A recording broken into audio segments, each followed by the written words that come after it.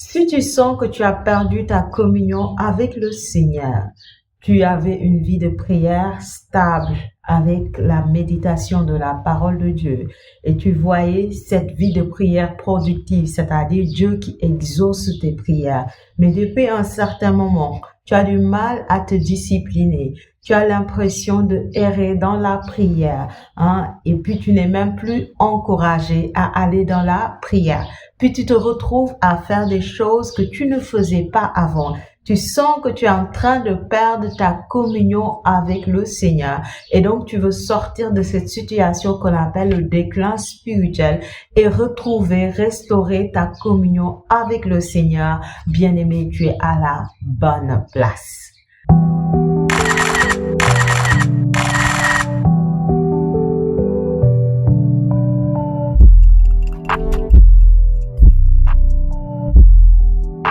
Shalom à toi, moi c'est Marie-Paul Pierre de Pleinement Soi.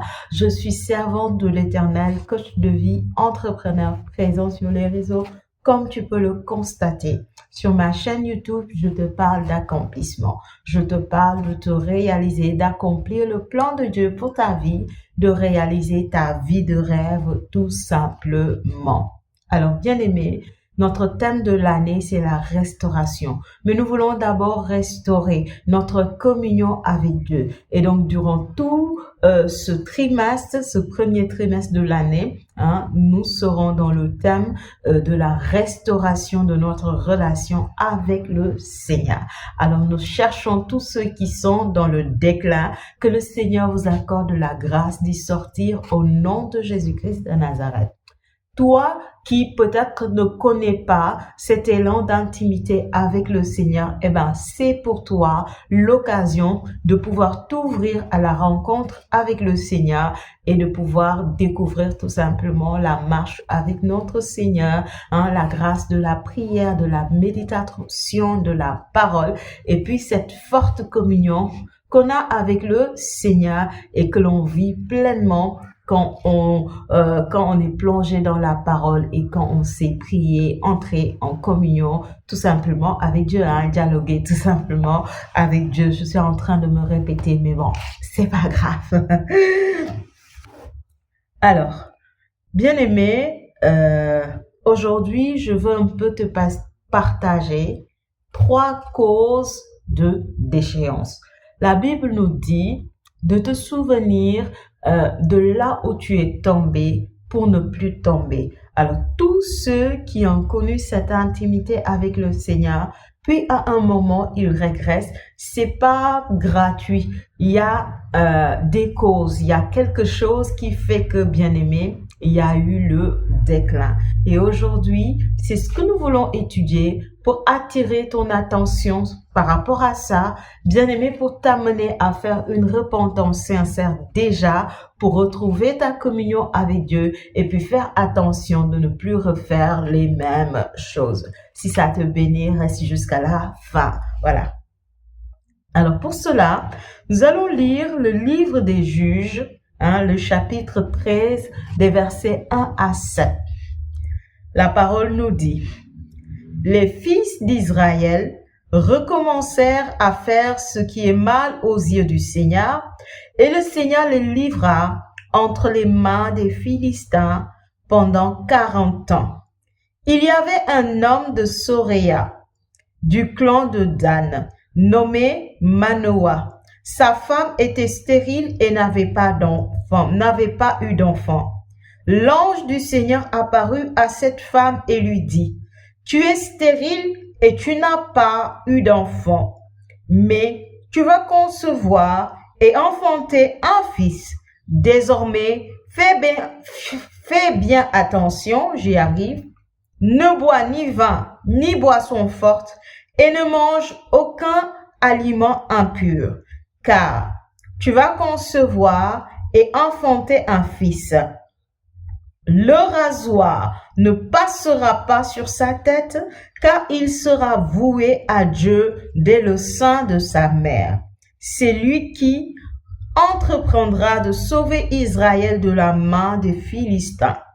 La femme s'en alla dire à son mari: un homme de Dieu est venu me trouver. Il avait l'apparence d'un ange de Dieu, tant il était imposant. Je ne lui ai pas demandé d'où il venait et il ne m'a pas fait connaître son nom. Mais il m'a dit, tu vas devenir enceinte et enfanter un fils. Désormais, ne bois ni vin ni boisson forte et ne mange aucun aliment impur, car l'enfant sera voué à Dieu dès le sein de sa mère et jusqu'au jour de sa mort. Parole du Seigneur. Alors, bien-aimé, la première chose que je voudrais te partager se trouve dans le verset 1. Les fils d'Israël recommencèrent à faire ce qui est mal aux yeux du Seigneur, et le Seigneur les livra entre les mains des Philistins pendant 40 ans. Alors, qu'est-ce que ce verset est en train de nous dire? Que le peuple d'Israël s'est ouvert au péché, et voilà pourquoi Dieu l'a mis sous la domination du peuple philistin. Bien-aimés, plusieurs d'entre nous constatons que notre vie n'avance pas, que notre vie n'évolue pas, qu'on est bloqué dans un carrefour, qu'on tourne en rond. Moi, personnellement, il y a eu des personnes que j'ai eu à écouter et clairement, ils vont te dire, dans ma vie, rien ne marche. J'ai l'impression de tourner en rond. Tout ce à quoi je touche, ça n'aboutit pas, ça ne part nulle part. Alors, bien aimé, il faut s'asseoir et se poser les bonnes questions.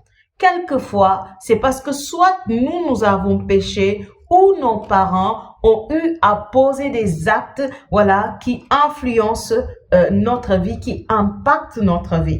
Parce que n'oublions pas que la parole de Dieu dit qu'il punit la faute des pères sur les fils jusqu'à 4 générations. Bien aimé, il y a des familles où le péché de l'idolâtrie a été commis, c'est-à-dire soit le père de la famille ou la mère, est allé faire des alliances avec les esprits, consulter des marabouts, voir des coris, utiliser le spiritisme, l'ésotérisme, et cela impacte maintenant et influence toute la famille et ça descend sur les enfants, la descendance du couple jusqu'à la 4e génération.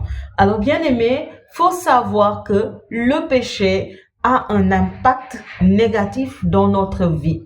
Il y en a qui vont dire, mais qu'est-ce que j'ai fait à Dieu pour mériter de vivre ce que je suis en train de vivre? Bien aimé, tu as oublié qu'il y a un jour dans le passé, tu avais commis quelque chose que peut-être toi tu as négligé, mais qui peut-être a quelque part fermé ton ciel. Et donc ça fait que tu cherches les opportunités, mais les opportunités te fuient.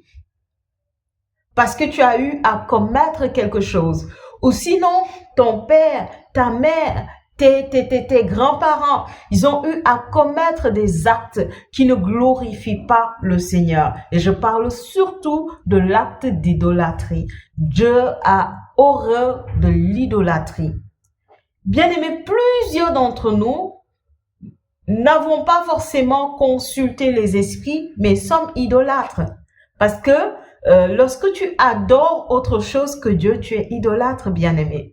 Parce que c'est le Créateur seul qui mérite l'adoration plus que tout autre. Bon, j'ai l'impression même que c'est un abus de langage de le dire. Parce que lui seul mérite l'adoration et la gloire en vérité. Mais l'être humain, naturellement, va adorer la créature au lieu d'adorer le Créateur. Et bien aimé, voilà pourquoi la malédiction frappe plusieurs personnes. Et il va falloir aujourd'hui, si tu veux sortir dans ton déclin, décider, bien aimé, que tu sors de certains péchés. Beaucoup, c'est l'idolâtrie, d'autres, c'est l'impureté, d'autres, c'est le manque de pardon, d'autres encore, c'est d'autres péchés. Comme la tristesse, la Bible nous dit de demeurer toujours dans la joie. Bien-aimé, une âme qui demeure constamment dans la tristesse va te conduire dans le péché. Parce que la Bible dit que c'est dans la joie que se trouve notre force. De même que l'inquiétude. Parce que c'est dans le calme qu'est notre victoire. Bien-aimé, il y a des attitudes, des pensées, des mentalités qui nous ouvrent, qui nous prédisposent au péché. Et donc, en tant qu'enfant de Dieu, la première chose à faire si tu veux sortir de ton déclin, bien-aimé, c'est de décider de quitter le péché. C'est le décider de sortir du péché. Alors, si on se rappelle de Moïse, lorsqu'il était avec le peuple et que Dieu l'a amené à monter sur la montagne, il est resté 40 jours, 40 nuits dans la présence de son Dieu, sans manger ni boire, dans le but d'écouter le Seigneur lui inscrire la Torah. Bien-aimé, il a fallu qu'il s'éloigne, que le peuple s'est trouvé un veau d'or pour adorer ce veau d'or et faire des incantations. Et lorsque Moïse va descendre, on va voir au travers de son attitude comment était grande sa colère. Et ce jour-là même, il a fallu qu'il y ait une sorte de guerre entre le peuple pour dire ceux qui veulent servir le Seigneur, ils n'ont qu'à servir le Seigneur et les autres, voilà, ils ont été tués. Bien aimé, pour dire quoi? Pour dire que adorer autre chose que le Seigneur notre Dieu, c'est un péché tellement grave que beaucoup minimisent. Toi qui es chrétien, tu n'as pas à aller chez les marabouts. Toi qui es chrétien, tu n'as pas à utiliser les gorilles. Toi qui es chrétien, tu n'as pas à être en contact avec le spiritisme ou l'ésotérisme. Toi qui es chrétien, tu dois pas être dans un attachement, j'ai envie de dire, exagéré aux finances, parce qu'il y en a qui sont en quête des finances, mais qui cherchent les finances au point où ils sont capables de tout faire pour obtenir les finances. Bien aimé, si tu es capable de faire du mal à ton prochain, rien que pour avoir les finances, rien que pour être positionné quelque part, rien que pour être élevé dans ton milieu de travail, c'est que bien aimé, tu es en train d'adorer Mammon, qui est le dieu de l'argent. Et plusieurs d'entre nous, voilà, se laissent conduire dans l'idolâtrie. Il est temps, bien-aimé, que tu te laisses toucher par le Saint-Esprit et que tes yeux s'ouvrent pour appeler péché ce que Dieu appelle péché, pour appeler faute ce que Dieu appelle faute, pour te déplaire dans ce qui déplaît l'Éternel. Il est temps de te laisser conduire par le Saint-Esprit afin d'avoir une vie qui glorifie Dieu, une vie qui rend gloire à Dieu. C'est ce que le Seigneur attend de toi. C'est ce que le Seigneur veut de toi. Que tu te laisses conduire par le Saint-Esprit et que tu quittes tout ce qui est péché. Tu quittes tout ce qui ne le glorifie pas. Bien-aimé, si tu es dans la pornographie, quitte dans ça. Si tu es dans l'adultère, quitte dans ça. Si tu es dans la fornication, quitte dans cela. Parce que ça ne sera pas à ton avantage et ça ne sera pas pour ton bien. Alors que tu le fais, peut-être que sur le présent, tu ne réalises pas ce que tu es en train de faire. Mais bien aimé, tu es en train de fermer ton ciel. Tu es en train de t'éloigner de Dieu. Tu es en train de tomber dans le déclin. Tu es en train de t'éloigner sur un territoire où Dieu n'est pas présent. Et ça risque de te causer des ennuis, des problèmes. Alors pendant qu'il est temps, entends la voix du Seigneur et choisis de quitter ton péché. À toi également, qui as des difficultés à pardonner. Je te l'accorde, c'est pas facile, c'est très difficile. Et surtout quand c'est une personne qui est proche de nous, qui nous a fait quelque chose auquel on s'y attendait pas. Bien aimé, je te l'accorde, ce n'est pas facile. Mais relâche le pardon.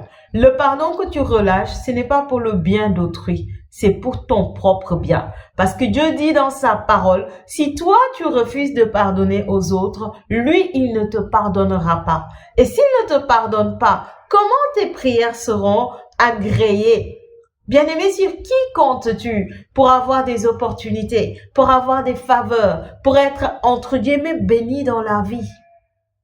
Ou bien tu veux utiliser la magouille, pour avoir certaines faveurs. Tout ce qui est faveur n'est pas forcément une bénédiction. Tout n'est pas forcément une bénédiction.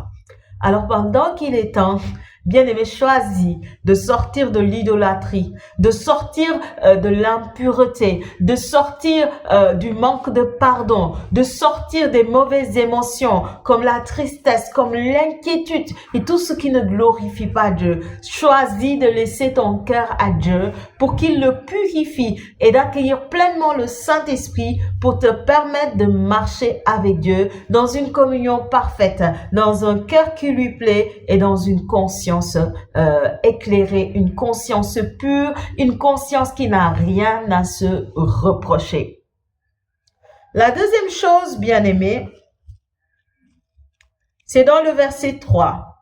Il dit, l'ange du Seigneur apparut à cette femme et lui dit, tu es stérile et tu n'as pas eu d'enfant. Bon, il va continuer pour lui donner des recommandations.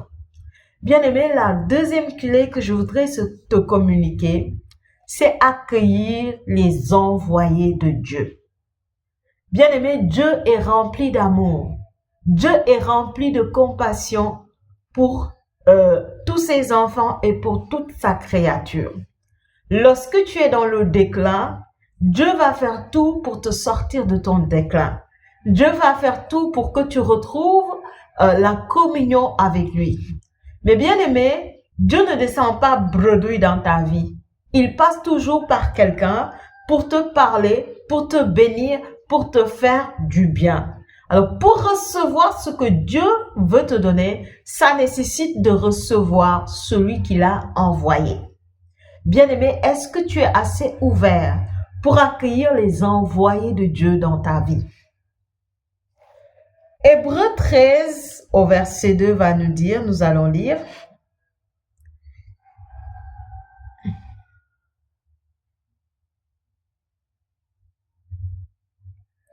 N'oubliez pas l'hospitalité.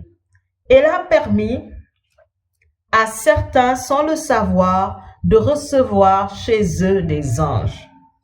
Parce que bien aimé, quand tu vas parcourir la parole de Dieu, tu vas te rendre compte qu'à chaque fois que Dieu a voulu parler à l'homme, il a envoyé des anges pour venir annoncer la bonne nouvelle. Et plusieurs pensent que aujourd'hui, ils n'ont pas forcément l'opportunité de recevoir les messages de Dieu. Pourquoi? Parce que, soi-disant, peut-être Dieu n'envoie plus les anges. Erreur, bien-aimé. Erreur. Plusieurs, ils ont accueilli des anges en pratiquant l'hospitalité. Et la Bible précise qu'ils ont accueilli sans le savoir. Ça veut dire quoi, bien-aimé? Ça veut dire les anges sont capables de prendre forme humaine et de venir se présenter à toi. Alors, il y a une expérience que j'aime raconter. C'était au début de ma marche chrétienne vers les années 2009. Lorsque c'était juste avant que je ne rencontre Jésus, je suppose que Dieu était en train de me préparer justement à cette rencontre, à cette vie d'union avec lui, à cette communion avec lui. Qu'est-ce qui s'est passé, bien-aimé? J'étais partie à un événement non loin de chez moi. On va dire à 30 minutes de marche. Même 30 minutes, c'est beaucoup, à 20-25 minutes de marche. Je suis partie très tôt, vers 15 heures. Du coup, j'ai pas pensé à porter un pull. J'ai pensé que l'événement allait se dérouler rapidement et puis on allait rentrer. Malheureusement pour moi, on devait accueillir une personnalité religieuse et cette personnalité n'est pas venue très tôt. Il est venu après 19 heures. Donc, moi, je suis allée vers 15 heures. De 15 heures à 19 heures, il y avait les activités, mais ce qui fait qu'on était là, voilà, ça n'avait pas démarré, au fait. Il y avait des activités folklore juste pour gagner le temps parce que l'autorité qu'on devait recevoir n'était pas encore là. Et moi, j'étais là, puis vers 19h, j'ai commencé à prendre foi. Je me suis dit, bon, comme l'autorité n'est pas encore là, et puis c'est à 20-25 minutes de marche, autant rentrer chez moi, aller chercher un pull rapidement et revenir. Certainement, voilà, il va pas venir de si tôt.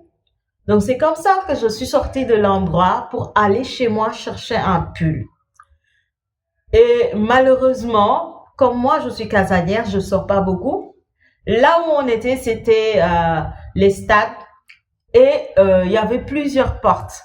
Et comme j'étais habituée tout le temps à prendre une porte, ce jour-là, je me suis trompée et j'ai pris une autre porte. Parce que vous savez, lorsque vous entrez dans les stades là, quand un côté est rempli, donc on vous fait faire le tour pour s'asseoir de l'autre côté. Et moi, j'avais fait le tour, mais dans ma tête, bon, en sortant, en entrant, je savais que j'étais consciente que je faisais le tour pour m'asseoir une place non habituelle. Mais au moment de sortir pour aller chercher le pull, ça m'est complètement sorti de la tête. Et donc, j'ai pris une porte que je ne prenais pas habituellement. Et donc, je me suis perdue. J'ai pris des couloirs, puis j'arrivais plus à me retrouver. J'étais dans un quartier que je ne connaissais pas. Et à l'époque, je n'avais pas l'habitude d'arrêter les gens pour poser des questions. Faut savoir que moi, je suis très introvertie. Donc, socialiser avec les gens, on va dire que c'est aujourd'hui que par la grâce de Dieu que j'arrive à le faire parce que j'applique ce qu'on appelle le développement spirituel. Aujourd'hui, j'ai appris à m'ouvrir en société et puis à être, entre guillemets, une personne sociale. Mais avant, j'étais timide. Donc, vouloir parler avec quelqu'un même, c'était un défi pour moi. Et donc, j'étais perdue et je n'osais pas demander à qui que ce soit le chemin tellement que j'étais timide. Qu'est-ce que j'ai fait? J'ai commencé à prier. J'ai eu le réflexe de prier. Et dans ma prière, j'ai demandé au Seigneur de m'envoyer un ange pour qu'il m'accompagne. Parce qu'il faisait nuit, les alentours de 19h, 20h là, il faisait nuit. Et moi, j'avais peur. Et sur le chemin, pratiquement, il n'y avait pas beaucoup de monde. Et donc, j'avais peur de tomber sur des agresseurs ou bien de rencontrer des faux types.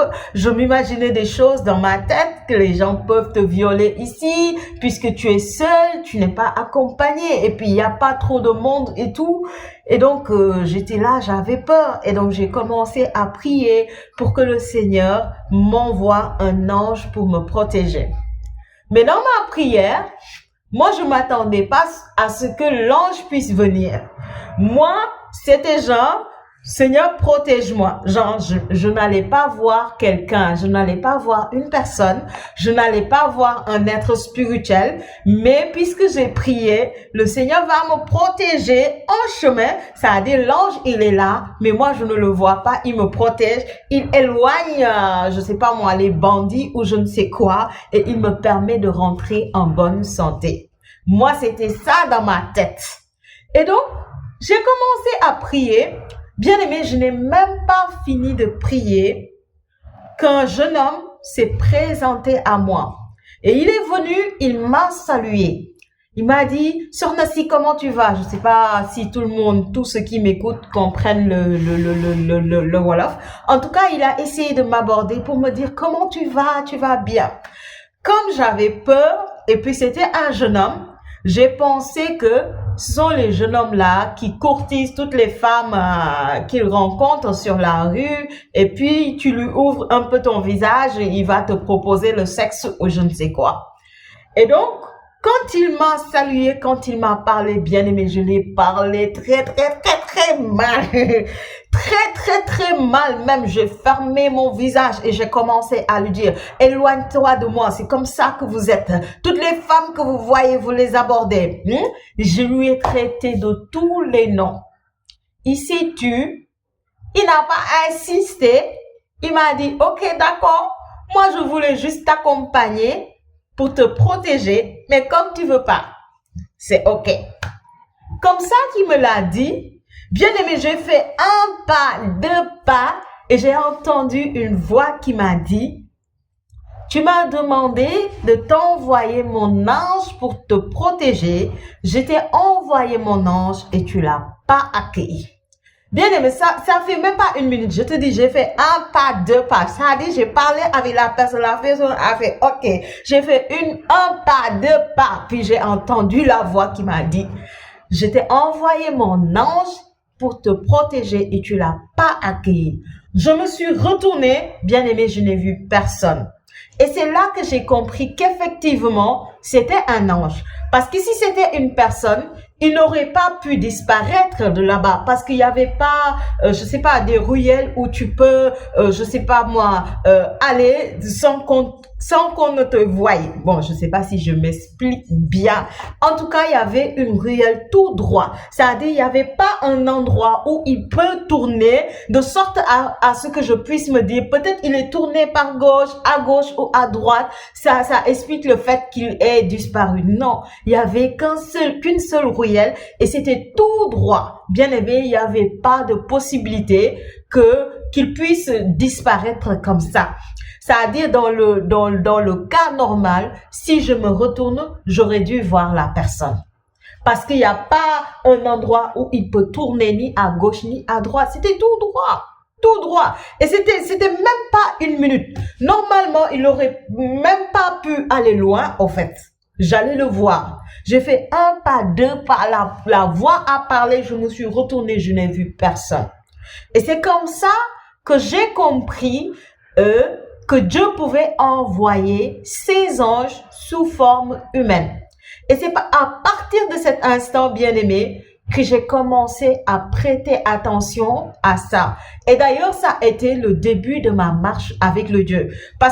Avec Dieu. Parce que je me suis rendu compte que Dieu était vivant. Que lorsqu'on lui parle, il nous entend, il nous répond. C'était pour moi ma première expérience de Dieu qui m'exauce et que je vois l'exaucement de façon authentique et de façon réelle. Et c'est à partir de là, bien aimé, que j'ai commencé à prêter attention aux anges. Et je peux te l'assurer, bien aimé, j'en ai rencontré plusieurs fois. Plusieurs fois. Des anges qui viennent juste pour faire semblant de te demander quelque chose. Mais ils sont venus t'apporter une bénédiction. Ils sont venus t'apporter une faveur. Ils sont venus t'apporter un message. Bien aimé, tu peux voir même quelqu'un qui paraît être un fou, mais il va te dire simplement une phrase et tu sauras la phrase là. C'est pas la phrase d'un homme, c'est Dieu qui veut me parler. C'est Dieu qui veut me parler. Il y a des anges qui viennent, qui te demandent juste un petit 1000 francs. Je me rappelle d'une fois où j'ai vu une dame avec elle avait un bébé et elle m'a fait, peux-tu m'aider? Je venais d'un temps de prière puissant avec mon mentor et à chaque fois que tu sors, bien aimé, d'un temps de prière puissant, il faut poser un acte de charité. Et moi, cela, c'était complètement sorti de ma tête. Après le temps de prière puissant, matinal, vers 4h, 5h du matin, le matin, je sors pour aller au travail. La dame, elle vient, elle a un bébé. On était plusieurs, c'est-à-dire les gens passaient, c'était ici près de chez moi, les gens passaient, il y avait une foule. Je vous assure, la femme, elle a laissé tout le monde, elle m'a localisé, elle a attrapé ma main, elle m'a dit, viens. Je suis venue, elle m'a dit, est-ce que tu peux m'offrir quelque chose? Je dois amener mon enfant à l'hôpital. Moi, je sais pas si c'est par orgueil ou par quoi. Moi, j'aime pas donner les petites sommes. Quand je vois quelqu'un, j'ai tellement compassion, je veux pas donner une petite somme. Et ce jour-là, je n'avais pas de pièces. Bon, j'avais des pièces, c'était 150 et puis mon billet de transport. Et si je donne à la dame mon billet, c'est que je n'aurai pas d'argent pour faire le transport. Donc, j'ai pensé à aller faire de la monnaie pour venir donner à la personne. Sauf que, dans ma manière de faire, j'ai été maladroite. Au lieu de dire à la personne, venez avec moi, j'ai comme fait, vous m'excusez, mais je n'ai pas grand-chose avec moi. Je suis partie un pas, deux pas, et quelque chose m'a dit, mais tu as vu la personne, comment elle t'a attrapé? J'ai dit, celle-là, c'est un ange.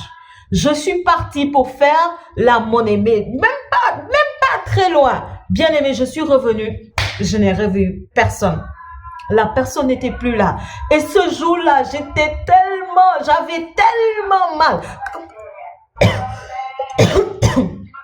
Excusez-moi. Quand je suis revenue et que je n'ai plus revu la dame, j'avais tellement, parce que j'ai oublié au fait de dire à la dame, patientez, je cherche la monnaie, je reviens.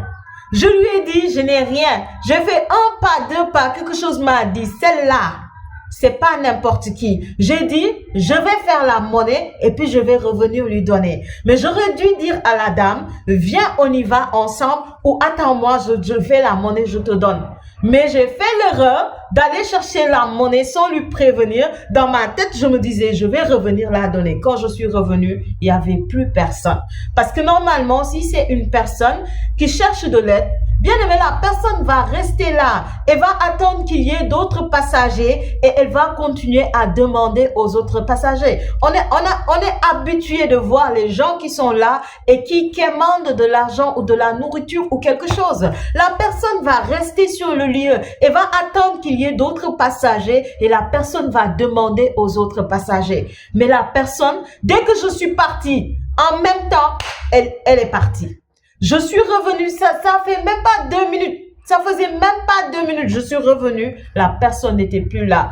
Et c'est comme si on m'a poignardé. Et c'est à cet instant que je me suis souvenu, à chaque fois que tu sors d'un temps de prière béni, bien-aimé, pose un acte de charité. Et je me suis dit, j'ai manqué l'occasion de poser acte de charité. Et je me suis dit, mais pourquoi je n'ai pas sorti les 150 que j'avais pour donner ça à la dame? Bien aimé, ça allait être le moyen de sceller ma prière et je suis passée à côté de ma prière. Après, je ne dis pas que Dieu n'a pas exaucé ma prière, mais la parole de Dieu nous dit, toute prière sans offrande est incomplète. Dieu voulait m'offrir l'occasion de compléter ma prière, de sceller ma prière. Je suis passée à côté. Et il y a plusieurs qui le font parmi nous sans forcément, ils sont même pas conscients de cela. C'est parce qu'ils sont ignorants. C'est parce qu'ils sont pas enseignés. Bien-aimé, accueille les envoyés de Dieu. Quand quelqu'un vient te parler de Dieu, quand quelqu'un vient te demander quelque chose, prends ton temps et accueille. Voilà pourquoi la parole de Dieu nous dit d'être amour, d'être miséricorde, parce que tu ne sais pas quand est-ce que Dieu vient te visiter. Bien-aimé, Dieu nous visite de plusieurs manières. Des fois, c'est par les songes, des fois au travers d'une prophétie, des fois par la parole de quelqu'un, des fois par quelqu'un même que l'on connaît depuis des années. Mais Dieu veut passer par cette personne pour nous bénir. Bien-aimé, accueille les envoyés de Dieu. Dieu te visite de plusieurs manières pour te faire sortir de ta situation, pour te secourir, pour te venir en aide. Certainement, tu as eu à crier à Dieu. Certainement, tu as pleuré, tu as invoqué le Seigneur. Dieu veut te venir en aide. Bien-aimé, accepte le secours de Dieu. Laisse-toi guider par Dieu. Laisse-toi aider par Dieu. Lorsqu'il envoie ses disciples, ses anges, bien-aimé, accueille-les tout simplement. Jean 1,12 nous dit, à tous ceux qui l'ont reçu, il a donné le pouvoir. Parlant de Jésus, lorsqu'il est venu chez les siens ne l'ont pas accueilli. Mais ceux qui l'ont accueilli, ceux qui l'ont reçu, il leur a donné un pouvoir. Bien-aimé, à chaque fois que tu accueilles un envoyé de Dieu, Dieu te donne un pouvoir. Peut-être c'est le pouvoir d'activer ta vie de prière. C'est le pouvoir d'avoir certaines opportunités. C'est le pouvoir d'avoir certaines grâces. C'est le pouvoir d'ouvrir certaines portes de faveur. Mais à chaque fois que tu accueilles un envoyé de Dieu, Dieu te donne un pouvoir. Parce que les envoyés de Dieu ne retournent pas sans libérer une grâce dans ta vie, sans libérer une faveur dans ta vie. Décide à partir d'aujourd'hui que tu vas accueillir les envoyés de Dieu. Et prie le Saint-Esprit qu'il te rend sensible. Dès que tu vois un ange, que tu puisses le savoir. Oui, parce qu'on est enfant de Dieu. Quand on voit la lumière, on sent que c'est la lumière.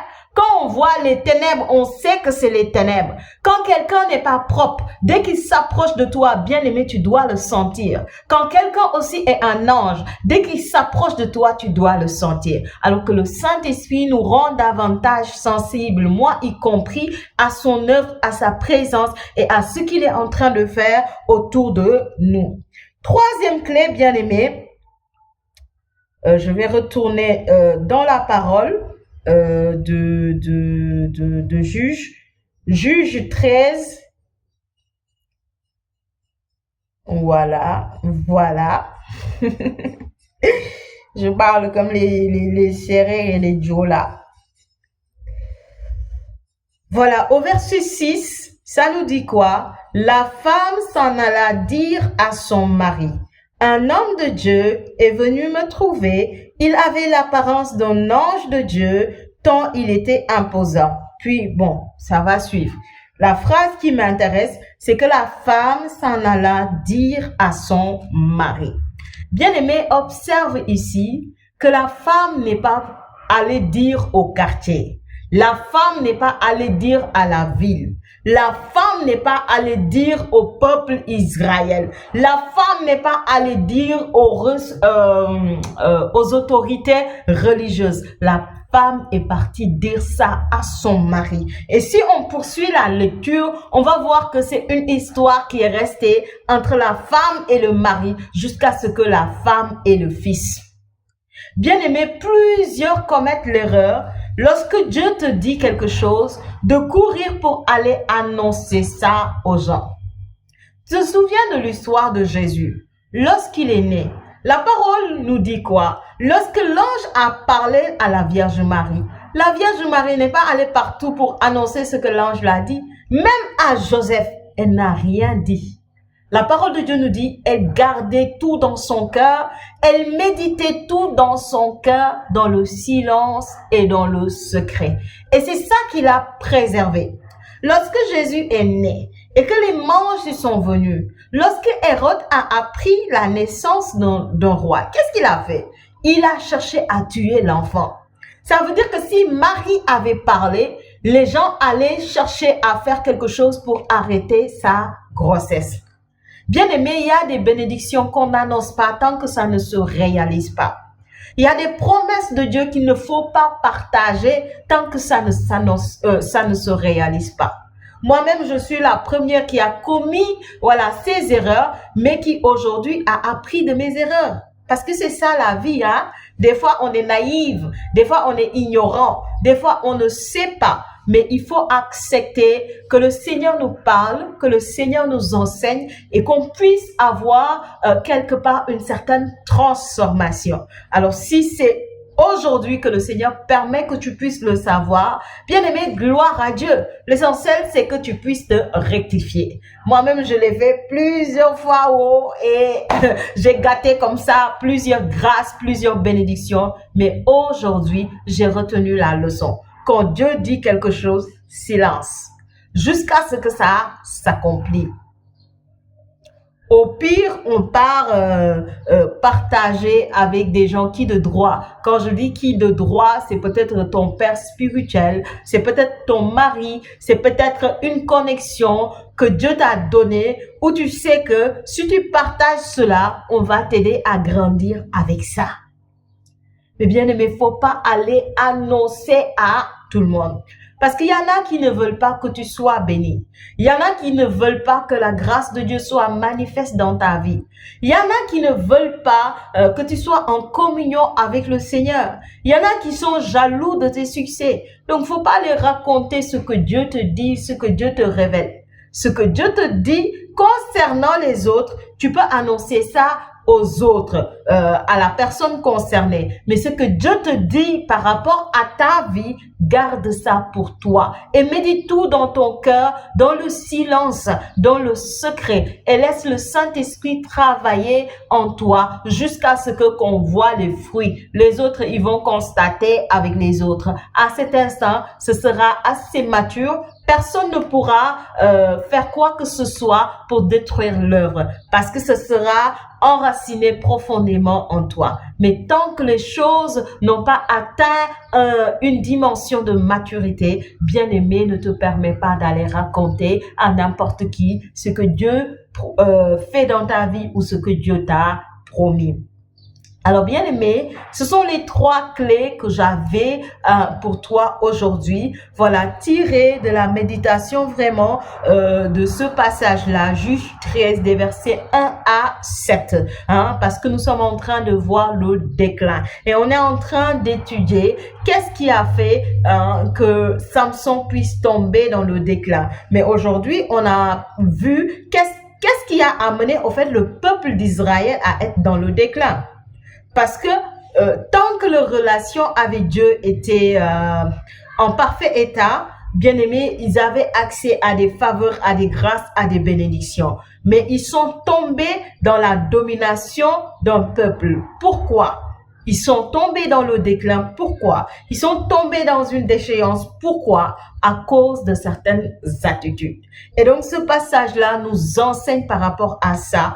Bien-aimé, retiens les 3 clés et essaye de les appliquer dans ta vie. Souviens-toi de là où tu es tombé et par la grâce de Dieu, fais ton possible pour ne plus tomber. Retiens les leçons qu'il faut et avance avec le Saint-Esprit. En tout cas, je prie pour toi que la grâce de Dieu t'accompagne, que la faveur de Dieu t'accompagne. Toi qui étais endormi, que le Seigneur t'accorde la grâce de te réveiller au nom puissant de Jésus-Christ de Nazareth.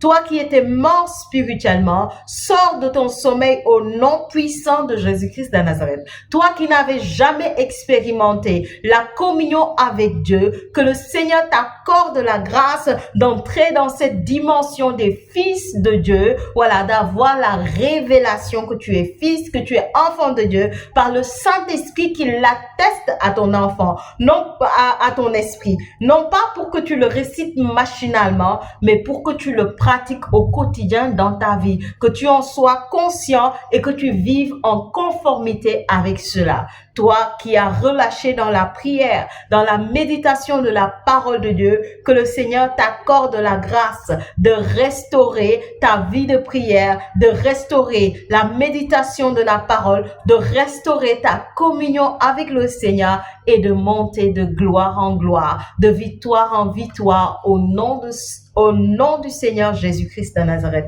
Bien-aimé, que la bénédiction de l'Éternel demeure avec toi. Je te dis au revoir et on se dit à la prochaine. Dieu te bénisse au nom de Jésus. Amen.